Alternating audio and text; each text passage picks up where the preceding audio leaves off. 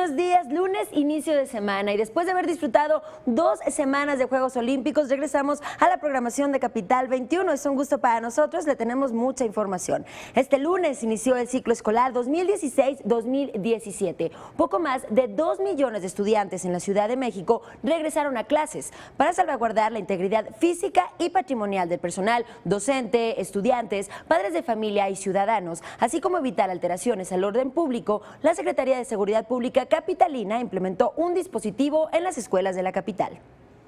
Por cierto, el jefe de gobierno, Miguel Ángel Mancera, inauguró el ciclo escolar en la Escuela Secundaria Técnica número 43 en la delegación Coyoacán. Informó que de 4.200 escuelas de educación básico en la capital, solo 11 permanecieron cerradas, por lo que destacó el compromiso de los profesores con la educación de los alumnos.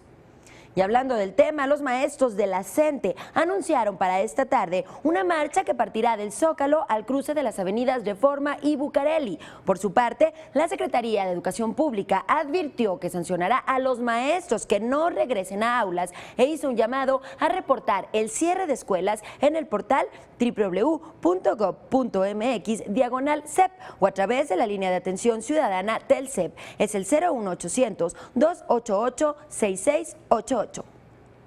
El Servicio Meteorológico Nacional informó que debido a un canal de baja presión y la entrada de humedad del Océano Pacífico y el Golfo de México, se prevén lluvias por la tarde en la ciudad, así es que ya lo sabe, no salga sin su paraguas.